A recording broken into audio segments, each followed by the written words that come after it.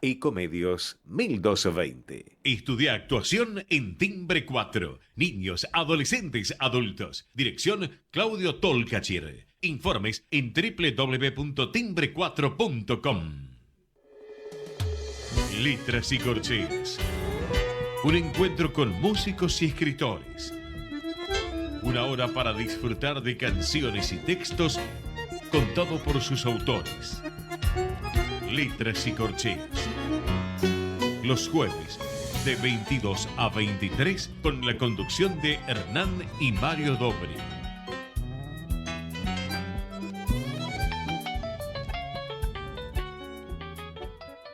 Buenas noches, bienvenidos a una nueva emisión de Letras y Corcheas.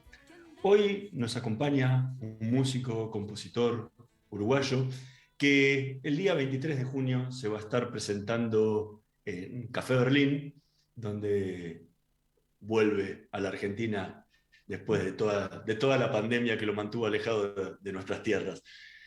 Mario, ¿qué nos podés contar de nuestro invitado de hoy? Bueno, buenas noches.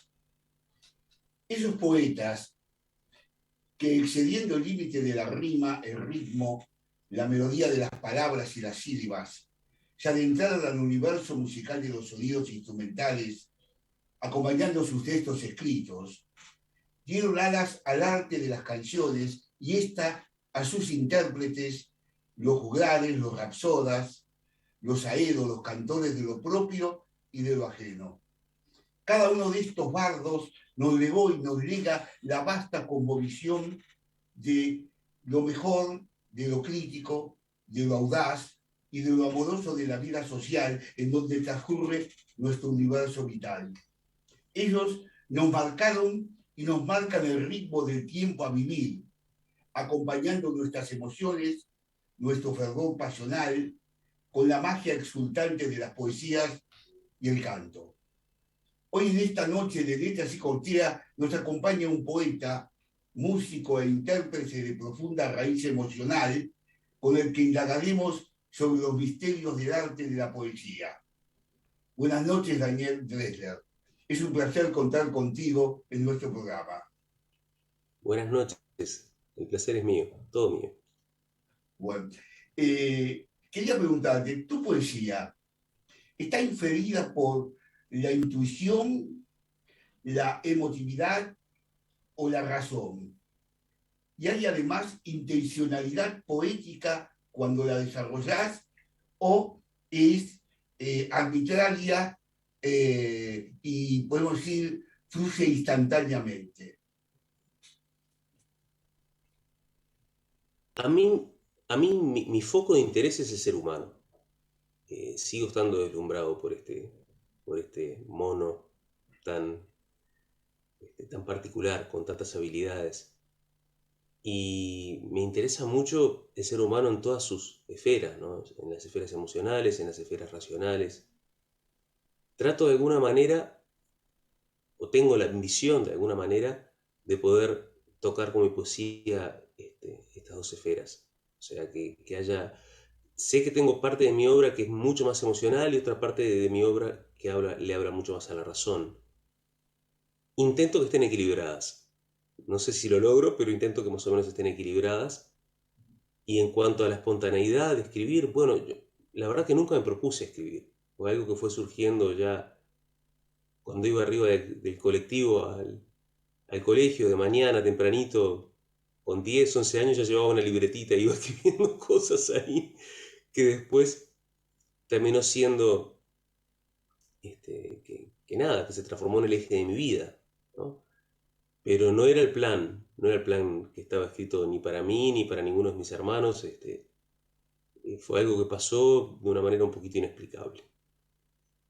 Y ahora, ¿cómo es tu proceso de composición? O sea, ¿trabajas primero en la música? ¿Trabajas primero en la letra? ¿Indistinto? Es muy caótico. Tiendo generalmente a viajar mucho, como con una enorme red de pesca, ¿no? Y voy juntando ideas, ¿no? Perlitas que encuentro por ahí. A veces es una célula rítmica, a veces es una célula melódica, a veces es una idea de letra nomás. Y las voy amontonando por lo general en el propio celular, ¿no? A veces también en alguna libretita que voy escribiendo, pero por lo general es en el celular. Ahí amontono, y después cuando tengo tiempo de parar y estar acá, como estoy ahora, por ejemplo, en mi estudio, acá en casa, o otro lugar donde paro habitualmente es en La Paloma, en la Casa de La Paloma, enfrente al mar, o en el Polonio. Esos son mis 3 lugares centrales donde me siento, reviso lo que hay adentro de la red y voy descubriendo cosas que me dan ganas de tirar de ese hilo, ¿no? Ver para dónde me lleva ese hilo, y así van surgiendo las canciones. Muchas veces es primero la idea de letra. Últimamente cada vez me está pasando más eso, ¿no? Primero tengo una idea letrística y a partir de ahí escribo la canción. Al principio, cuando escribí las primeras canciones, a mis 15, 20 años, 25, era al revés. Siempre era una idea melódica o una secuencia de acordes. Hoy en día estoy escribiendo mucho más a partir de la letra.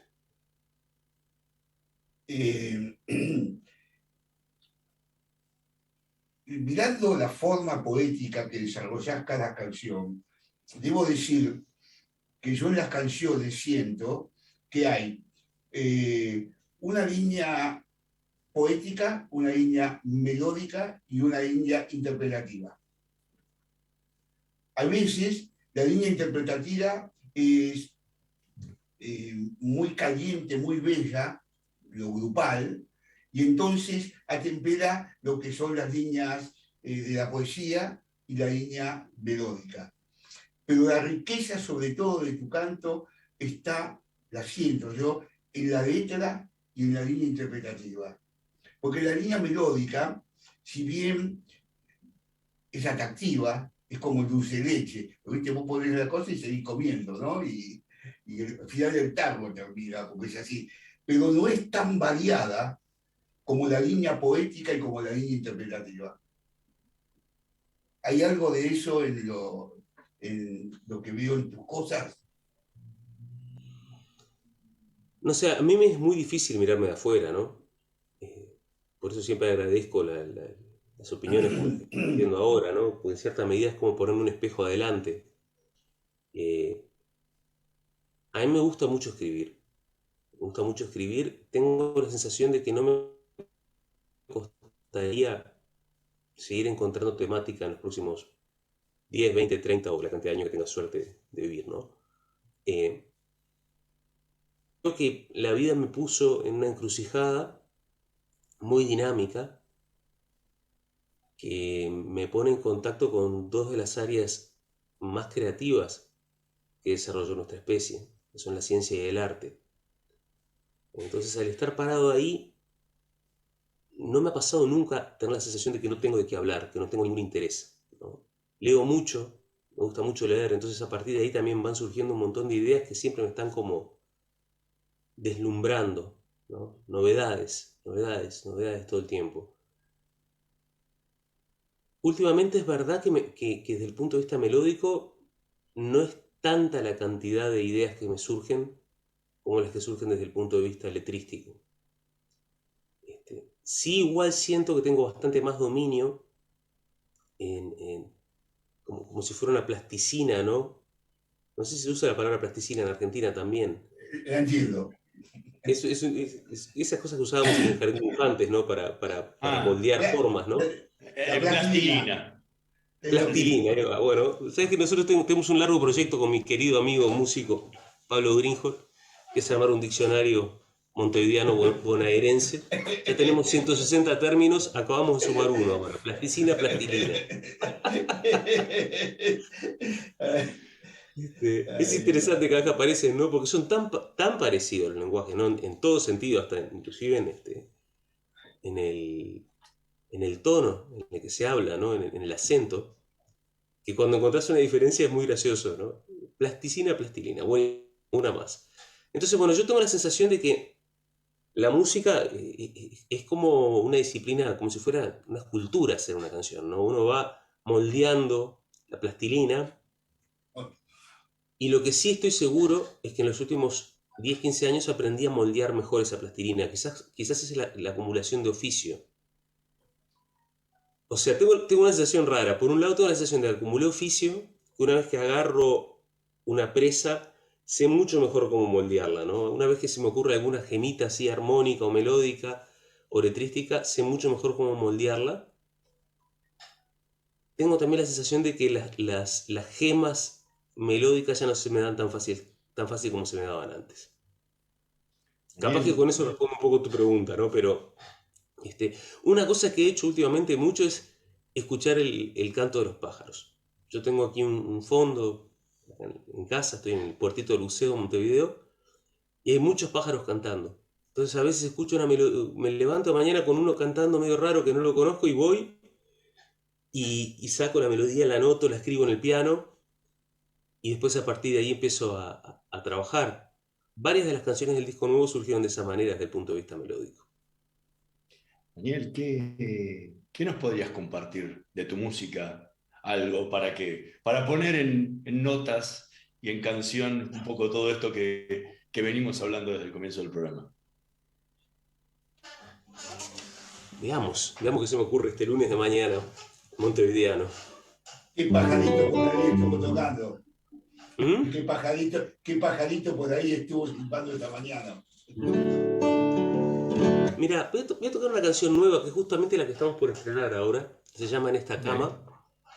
Y le voy a tocar justamente por la anécdota que estaba contando, ¿no? Hay un pájaro acá en el fondo que canta así.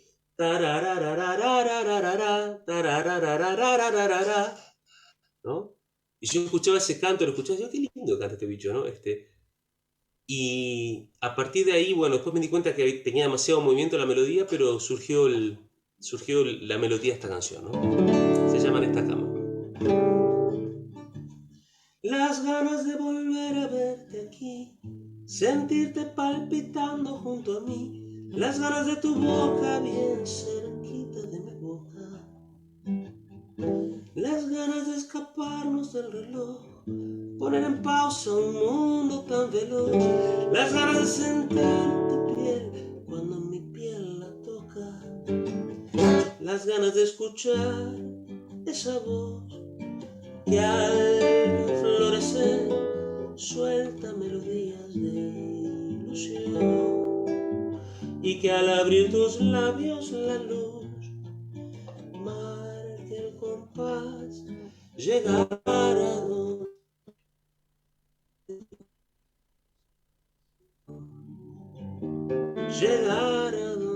pida el corazón.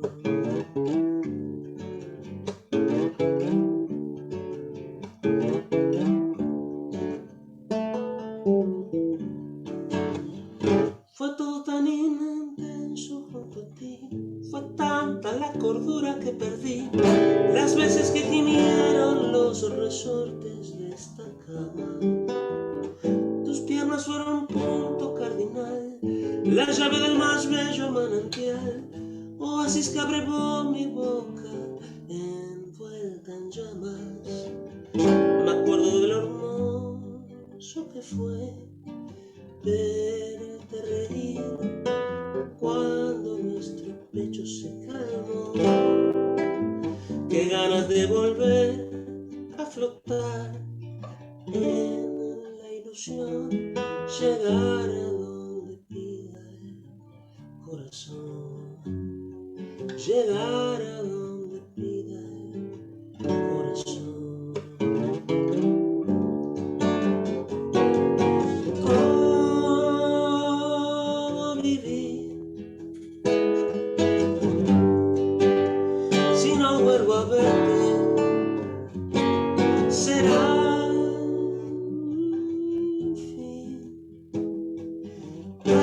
Que esté pensando que no sé si vas a estar de nuevo en esta cama, que el viento se transforma en un ciclón, que arrastre un maremoto mi sillón, que choque un meteorito y los volcanes lancen llamas.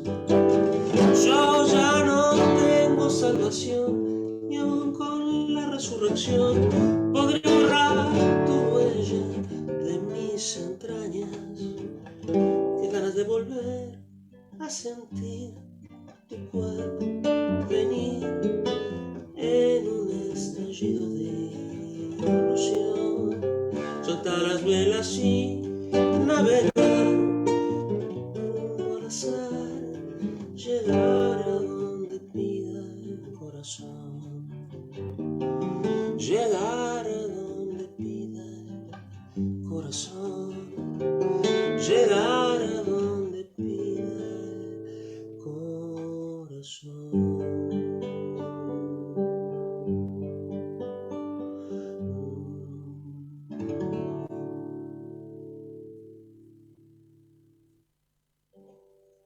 ¿Puedo decir algo? ¿Sí? Bellísimo. Bellísimo. Emotivo. Realmente de una dulzura y una belleza conmovedora. Tenés una facilidad enorme en trasladar esa emotividad a lo melodioso y a la letra, ¿no? Muy bello. Realmente te agradezco mucho este instante. Muchas gracias. A mí, bueno, pensé que cuando arranqué que esta voz matinal no me iba a alcanzar para llegar, pero bueno, fui toda la canción arrimándome a las notas desde abajo, digamos, ¿no? Claro, pero muy bello. Pero realmente me gustó mucho la pregunta que me hiciste al principio, ¿no? Porque para mí es un dilema eso de ¿a qué le habla uno principalmente, ¿no? Si a la emotividad o a la racionalidad, o a un punto intermedio entre ambos, ¿no? Yo tuve la sensación en algunas etapas de mi recorrido por la música que estaba demasiado centrado en la racionalidad. Y el hincapié en lo emocional es más de estos últimos 5 o 6 años, ¿no? Esta canción es un ejemplo. Por ejemplo, yo esta canción no me hubiera permitido hacerla 20 años atrás, ¿no? Una canción tan directa, que algo tan literal y tan obvio como llegar a donde pida el corazón, ¿no? Bueno, ¿por qué no? Eso. ¿Y qué fue lo que te provocó ese cambio? Que te permitió pasar de la racionalidad a la emotividad. Yo creo que con los años uno se va dando cuenta realmente cuáles son las cosas que importan, ¿no? Cuáles son las cosas que a uno lo traen también a estar en este lugar. La vida del músico no es una vida fácil, ¿no? Es una vida hermosa, pero muy compleja, ¿no? Es un camino que en mi caso no llegó de una manera natural. Yo tuve que torcer el rumbo de mi vida para poder acomodarlo acá y fue mucha fricción. Y cuando me pongo a pensar hoy en día qué es lo que rescato de todo esto, ¿no? De estar en el lugar donde estoy, y qué es lo que más me pone feliz de estar en el lugar donde estoy, es esa capacidad maravillosa que tiene la música de generar empatía. Yo creo que es el arte empático por excelencia, ¿no? Entonces esa capacidad de hacer que 5 o 6 personas, 10, 2000, 5000, 20.000 estén coreando juntos algo, ¿no? Esta capacidad de sincronizar el alma de las personas, ¿no? De ponerlas en sintonía de una manera muy rápida. Cuando yo me doy cuenta cómo fue mi vida y cómo sigue siendo mi vida, el tipo de vida social que se me fue dando, el tipo de encuentros que se me fue dando con la gente, la riqueza de esos encuentros, me doy cuenta que ahí está la huella de la música, ¿no? Entonces, todo eso me hizo cada vez pensar más que lo más importante de todo es la emocionalidad. Lo que uno hace en este oficio es trabajar con la emoción. La materia prima que utilizamos los músicos es la emoción. Sobre todo los que hacemos canción, ¿no? Bueno, en general digo, ¿no? Los artistas también trabajan con la emoción en general, pero yo me di cuenta que la emoción es el motor vital que tengo en este momento, y por eso quizás en esta última etapa esté cada vez más emocional en lo que escribo. Sé que sos médico, ¿es cierto? ¿Cómo debe haber sido el momento tuyo interno donde de pronto una carrera como la medicina, tan larga y tan profunda, uno, llegado a un punto, debe abrir caminos entre la música no como músico, sino como una profesión también, ¿no? Y la medicina como profesión. Esa quiebre de camino, esa duplicidad de caminos, debe poderte provocar internamente, siento una emotividad o un desarraigo de una cosa a la otra en el momento bastante profundo, que no sé si lo ha reflejado en alguna canción. Yo creo que en todas. Tengo la sensación de que eso me atraviesa de una manera tal que no... Bueno, no sé si en esta última que acabo de tocar podría encontrar una huella, pero en general en todas las canciones encuentro una huella de ese conflicto, de ese dilema. Fui consciente por primera vez de ese dilema cuando me subí a tocar por primera vez a un escenario en un concierto en la Facultad de Veterinaria acá en Montevideo. Me subí con una banda que tenía en ese momento, tenía 18 años, y cuando me bajé del escenario hice un ataque de pánico abajo del escenario. Yo no entendía lo que era tampoco, me di cuenta que era un ataque de pánico retrospectivamente. Varios años después entendí que eso que me había pasado en ese momento había sido un ataque de pánico. Y yo creo que en ese momento vislumbré la fricción que se me venía por delante, ¿no? Fue tan intenso y tan lindo lo que vi arriba del escenario, que cuando me bajé dije, esto no lo voy a poder tapar, esto va a ser como intentar tapar el sol con un dedo, ¿no? Y esa fricción duró mucho tiempo. Yo tuve la sensación de que era como una especie de maldición tener esa doble vida en la que vivía, ¿no? Yo veía a mis colegas músicos grabando con libertad, con disponibilidad de tiempo, y a mis colegas médicos avanzando en sus respectivas carreras, y yo estaba ahí en el medio con una pata de cada lado, tratando de cruzar el río en 2 canoas, y las canoas a veces se iban abriendo y yo sentía que me iba a caer al agua todo el tiempo. Eso lo percibí como una especie de fuente de debilidad en mi vida durante más de 20 años. Recién después de los 40 me empecé a dar cuenta que estaba parado en una encrucijada que era luminosa y que a partir de ahí encontraba una fuente inagotable de experiencias, ¿no? En definitiva, uno lo que hace en las canciones es poner experiencias, ¿no? La medicina es una enorme biblioteca del alma. La ciencia, estar en contacto con la ciencia es estar en contacto con la forma más potente que tenemos en este momento los seres humanos de interpretar el cosmos, de entender dónde estamos parados, ¿no? Tratar de entender la eterna pregunta de quiénes somos y qué estamos haciendo acá. Tan potente como quizás en otras épocas fue patrimonio exclusivo ese tipo de interpretación de la religión, ¿no? Hoy en día está de los lados, está en la ciencia, está en la religión. Yo creo que me entré a dar cuenta en los últimos 10, 15 años de que estaba parado en un lugar que, a diferencia de lo que había sentido los años anteriores, era un lugar poderoso, un lugar maravilloso, y sobre todo cuando pienso en la proyección hacia adelante, ¿no? ¿Qué va a pasar en mis próximos años de vida? Yo quiero seguir parado en esa encrucijada. Ojo, esto es muy lindo decirlo, ¿no? Hay días que me quiero matar, ¿no? Porque es mucha tensión a veces, son 2 áreas que tienen mucha intensidad, mucho atractivo y mucha exigencia. Entonces hay días que me siento partido al medio. Siento que globalmente estoy contento con el lugar en el que estoy parado y que esa encrucijada está viva. No es una encrucijada que yo nunca la superé en esa encrucijada, y es más, como te decía recién, en este momento de mi vida no solo no intento superarla, no quiero superarla.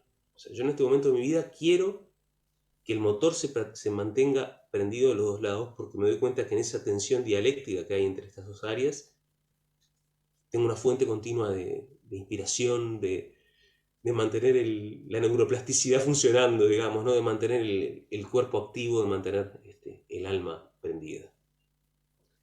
Estamos conversando con Daniel Drexler. Vamos a hacer una pequeña pausa. En un minutito más volvemos con más Letras y Corcheas. No se vayan. Vamos la radio, somos tu voz. Vamos con Eco, siempre la verdad y la mejor información. Cuidar es la herramienta digital del Ministerio de Salud. Descárgala en tu celular a través de tu App Store o Google Play y carga tus datos. La aplicación te permite hacer un autodiagnóstico, acceder a tus certificados y consultar el resultado de tu hisopado. Ahora podés acceder a la información provista por el Ministerio de Salud y ver tu diagnóstico COVID-19 de forma rápida y sencilla. App Cuidar. Sigamos cuidándonos. Gobierno del Pueblo de Merlo. Intendencia Menéndez. Estamos llenos de historias verticales. Girá tu celular. En Catamarca tenés algo distinto para contar. Girá, girá, no te pierdas de nada. Vení a contar una historia distinta.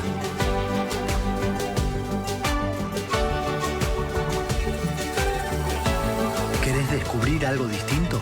Girá y vení a Catamarca. Informate en ecomedios.com. Seguinos en Instagram, @ecomedios. Letras y corcheas. Una hora para disfrutar de canciones y textos contados por sus autores. Con la conducción de Hernán y Mario Dobri.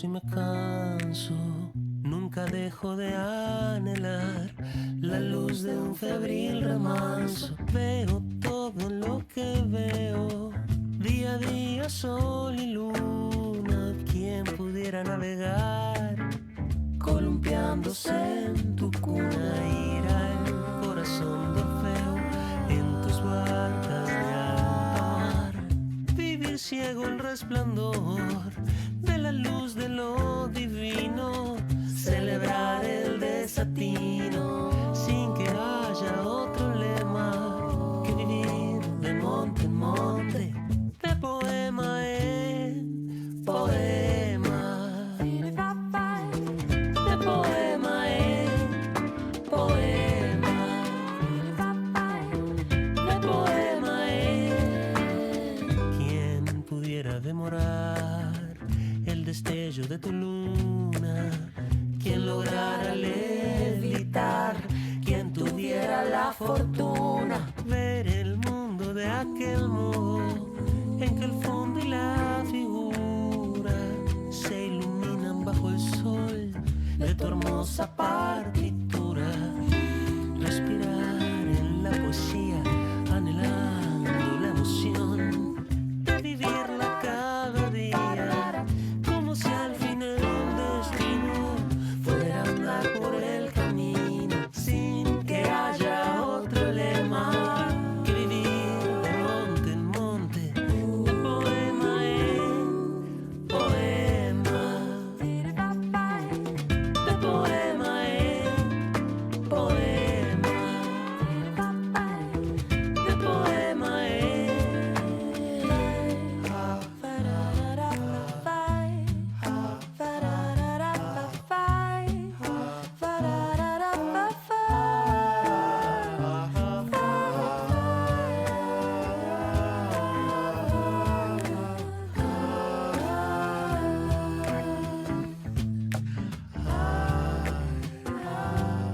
respirar en la poesía, anhelando la emoción de vivirla cada día, como si al fin el destino fuera andar por el camino, sin que haya otro lema que vivir de monte en monte, de poema en poema,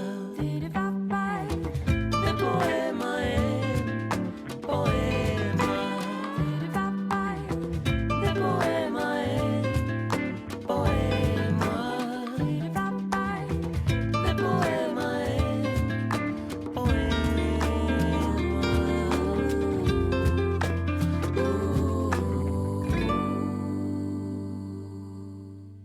Escuchábamos Febril Remanso en la voz de Daniel Drexler tema que eligió justamente Daniel Drexler para esta noche de Letras y Corcheas.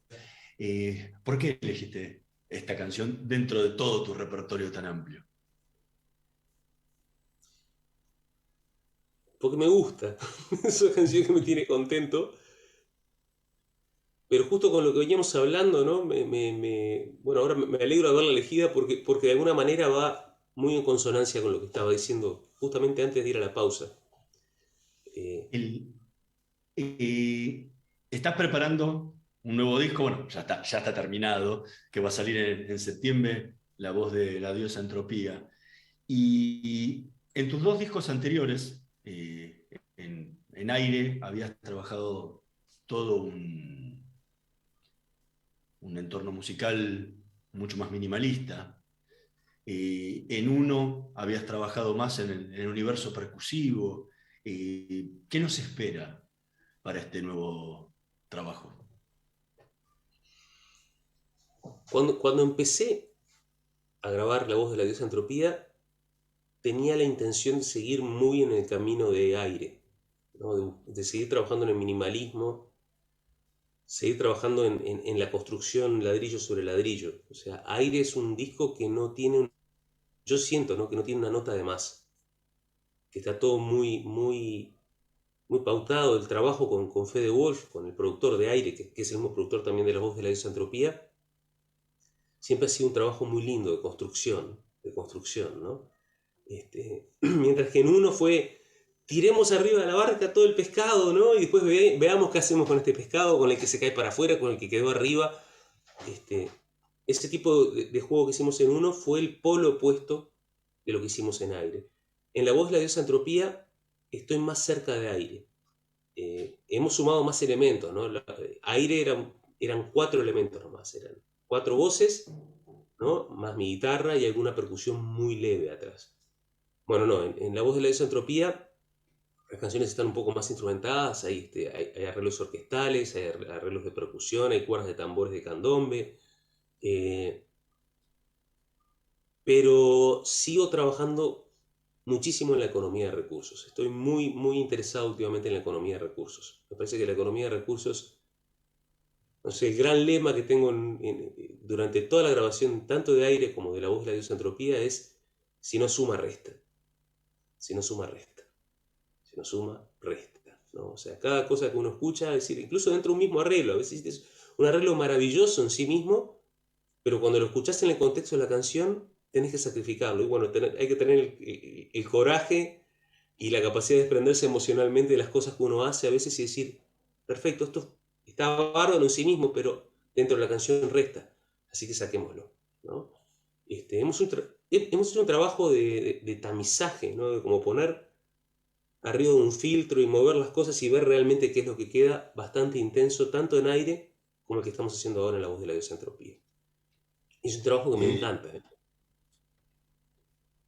Esto del minimalismo en tus canciones o en tus proyectos es como decir minimalismo respecto a vos, porque después de los primeros CD donde había una gran orquestación, una gran cantidad de elementos, me imagino, de canales de grabación, haber llegado a esto de una guitarra, algo de percusión y 4 voces, es un minimalismo.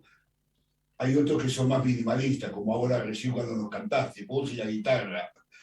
Eso es minimalismo puro, ¿no?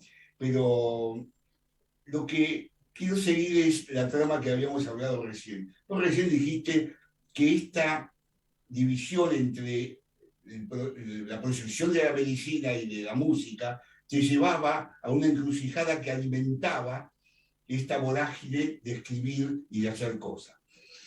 El título que elegiste para el nuevo CD, La voz de la diosa Entropía, es eso. Porque no olvidemos que un ser humano es un ser humano. La vida, para hablar más redondo, lo que es la vida, es un circuito de entropía negativa. Mientras que lo común, un motor, es una entropía positiva. Pero la vida necesita comer, necesita alimentarse de cosas para seguir siendo. Y su entropía, por lo tanto, en los elementos vivos es negativo. Quiere decir que lo que me estabas diciendo vos se traduce directamente en el título, que la voz de la diosa entropía. Esta cosmovisión tuya de dos grupos retroalimenta podemos ser, tu fagosidad de la creación y del querer ser. El título está perfecto a lo que hablaste recién. ¿Hubo intencionalidad en esto? Mirá, me dio mucho miedo, la verdad. Me pone muy feliz. Creo que es la primera vez que comento el título en una entrevista, realmente, ¿eh? Sí. Hasta ahora estábamos como reteniéndolo, ¿no? Imagínate la cantidad de vueltas que le dimos con mi productor, con el productor artístico del disco también, ¿no? De poner un disco tan complejo con una palabra que normalmente hay que explicarla y que no es fácil de explicar, que es la palabra entropía. Entonces, que la primera vez que lance este título hacia el aire, ¿no?, aparezca alguien hablándome de entropía negativa, entropía positiva, me da una alegría enorme. Me hace pensar que quizás no le erré.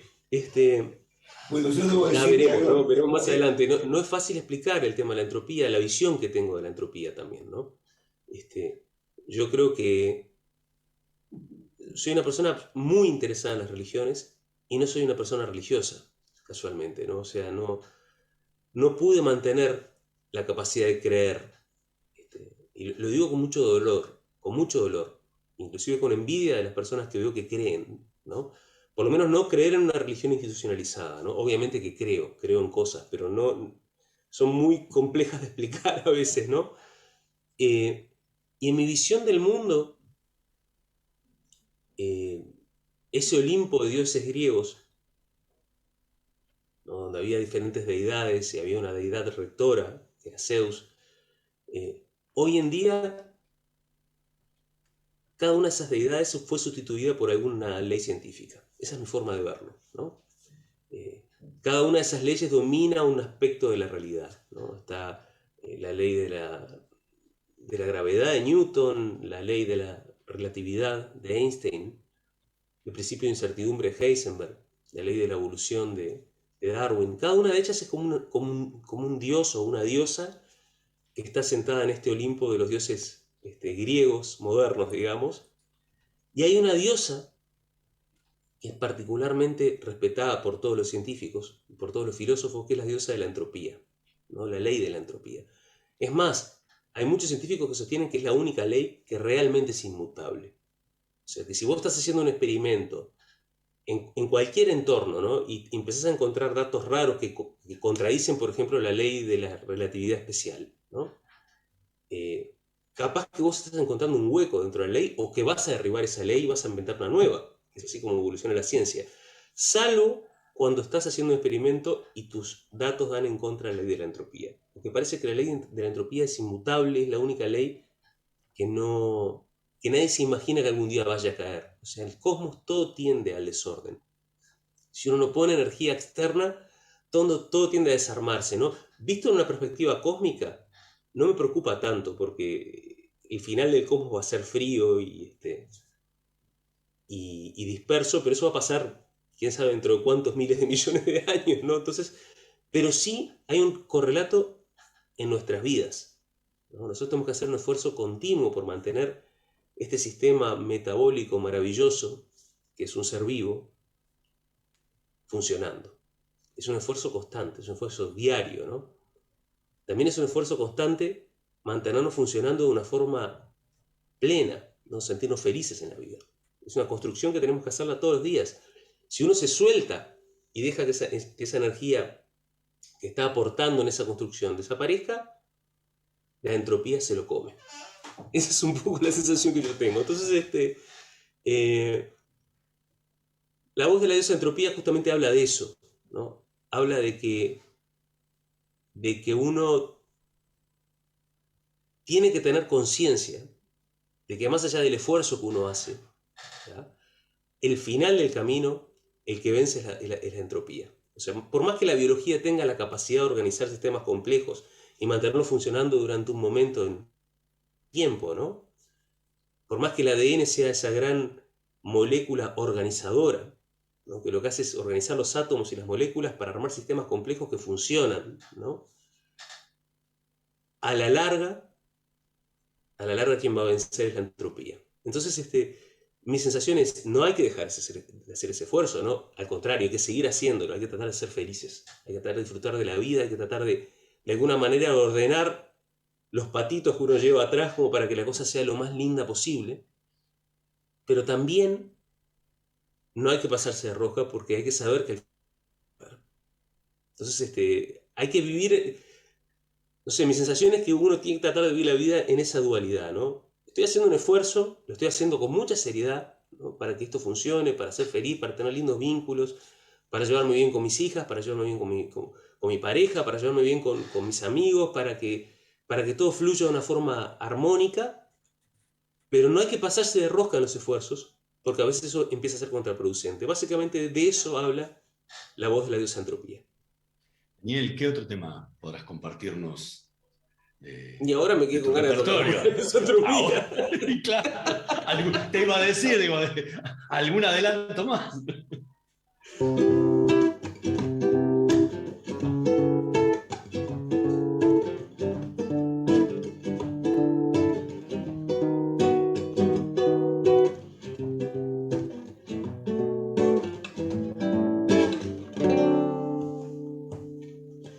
Justo cuando llegaste a la cima del monte y divisaste el horizonte después de pasarte tus días buscando encajar cada pieza en un proyecto de vida.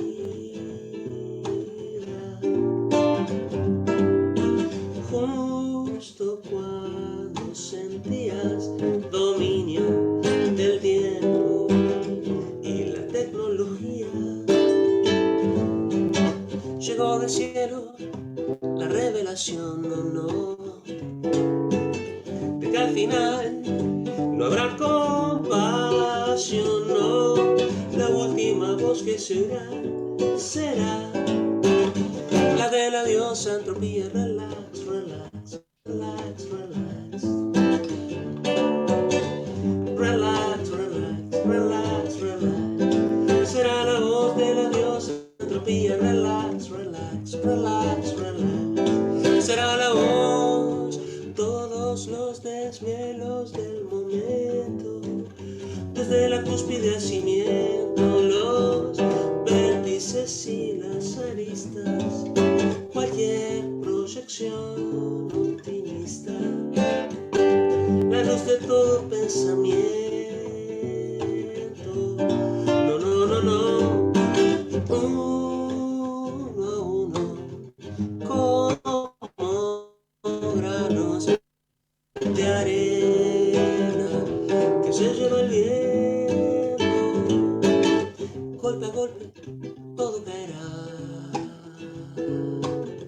Verso a verso, día tras día, al fin de este baile la voz que se oirá será la de la diosa Entropía. Relax, relax, relax, relax. Será la voz de la diosa Entropía. Relax, relax, relax, relax. Será la voz. Relax, relax, relax, relax. Será la voz de la diosa Entropía. Relax, relax, relax, relax. Será la voz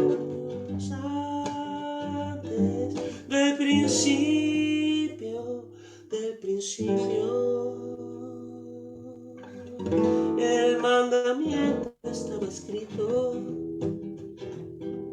ya el cosmos danzaba sumiso, siguiendo el designio preciso de la maldita entropía. Relax, relax, relax, relax. Será la voz de la diosa Entropía. Relax, relax, relax, relax. Será la voz, la reina del Olimpo es la diosa Entropía. Y el público responde: la reina del Olimpo es la diosa Entropía. Relax. Es como una procesión así que va como rogándole a la diosa entropía un poquito más clemente con nosotros. Y dice: la reina del Olimpo es la diosa entropía.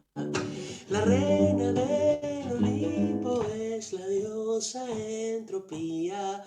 Ah, relax. Genial, genial. Mira, vos sabés que estoy asombrado cómo unir las cosas de la ciencia. Por ejemplo, acá con la entropía, maravilloso, cómo te metes en los intersticios de la idea de lo que es la entropía, porque la entropía realmente no existe, hablemos claro. Hablemos claro, ¿no?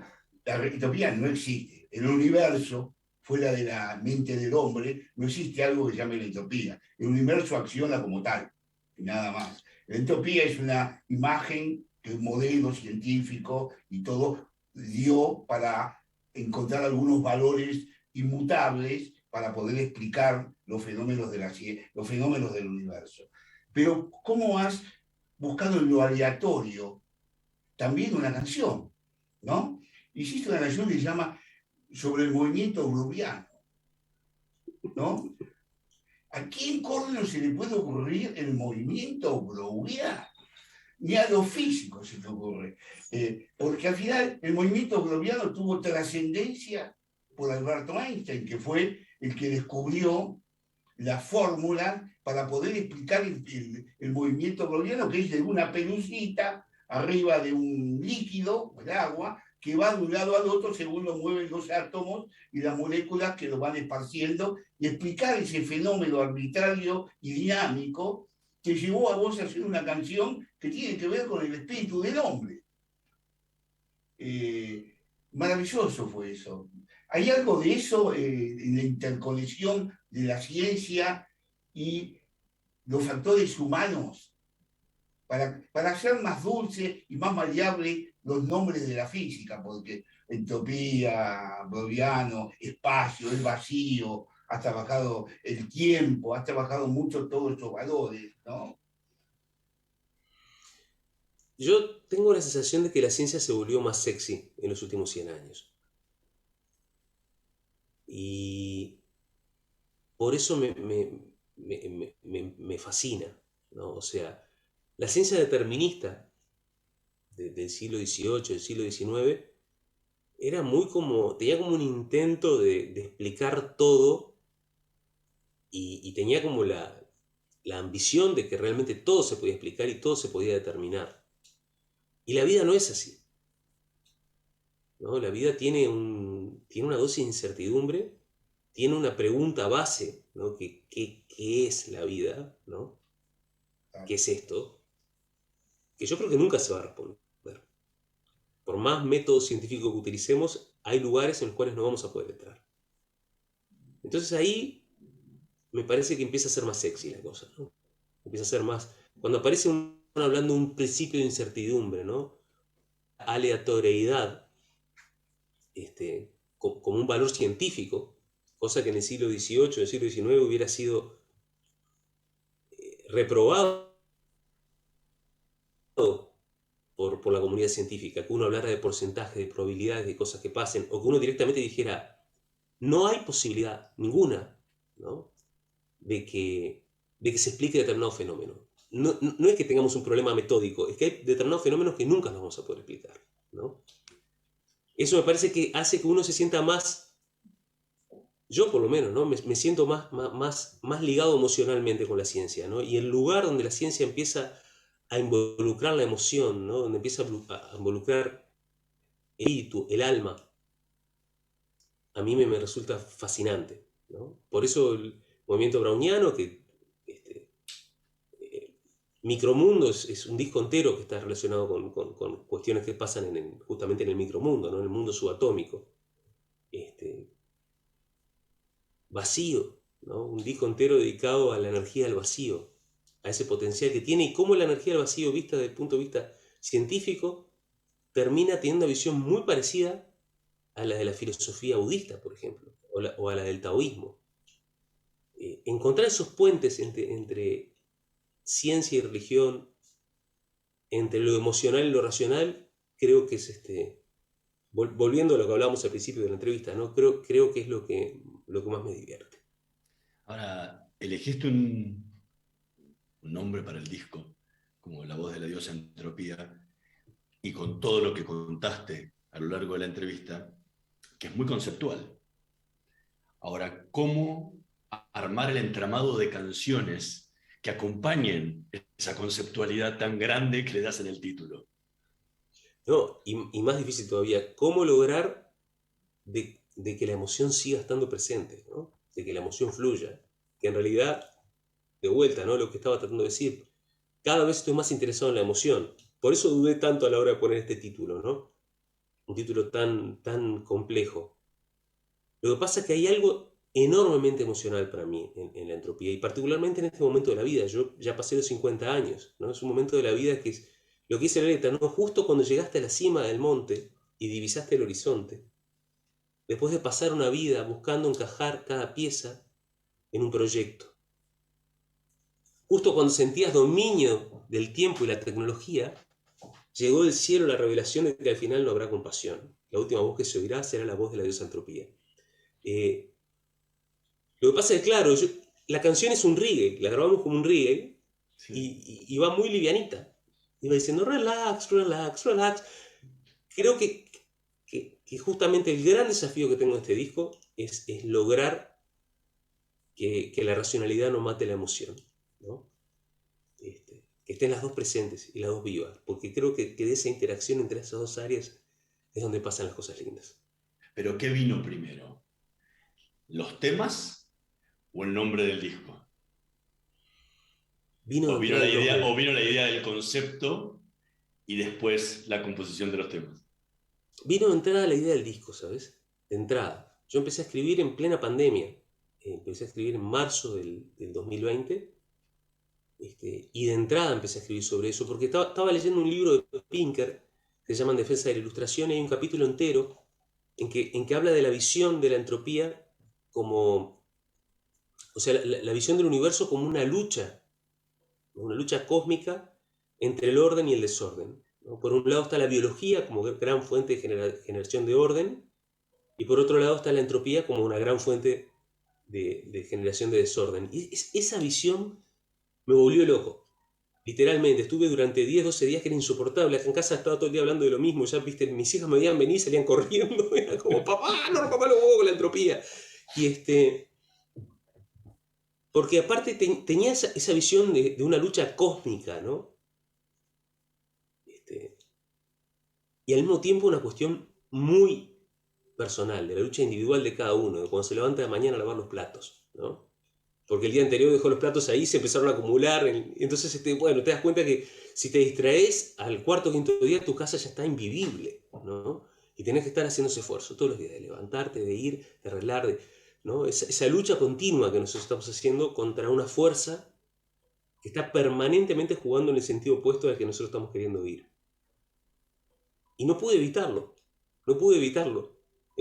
Cuando le comenté a mi manager, a Diego Coiro, mirá, me está pasando esto, me dijo, uy, Dani, hace canciones sencillas, no rompa los huevos. Pero bueno, acá estoy, ¿no? Vamos a ver si lo logré. Daniel Drexler, muchísimas gracias por habernos acompañado en esta noche de Letras y Corcheas. Fue realmente un placer enorme el haber conversado contigo, y a la audiencia le recordamos que el jueves 23 de junio se va a estar presentando en el Café Berlín, donde algunos de estos temas seguramente van a estar sobre el escenario, así que no dejen de acompañar, porque va a ser una experiencia nueva, novedosa, donde la diosa Entropía posiblemente esté presente en cada una de las canciones. Muchas gracias a ustedes. La verdad que fue un placer, y sobre todo me da una luz de esperanza de que la primera vez que largo el título haya obtenido un diálogo tan profundo, porque realmente me interesa mucho el tema, y espero poder... Sé que no lo voy a lograr en todos los ámbitos, sé que la velocidad de los medios de comunicación es otra, pero bueno, por eso se agradece particularmente cuando se logra. Muchas gracias, la verdad, por esta cantidad de canciones y de belleza poética, porque mi afán era poético, más allá de la ciencia, y cuando uno logra el afán poético, podemos decir que la diosa de Entropía le nació el marido. Así que se han casado, y en vos parece que eso ha servido para casarlos. Muchísimas gracias, Daniel. Muchas gracias a ustedes. Nosotros nos vamos a reencontrar la próxima semana en la operación técnica Javier Martínez y Gerardo Subirana. Nos vemos la próxima semana. Chao. Estudia actuación en Timbre 4. Niños, adolescentes, adultos. Dirección Claudio Tolcachir. Informes en www.timbre4.com.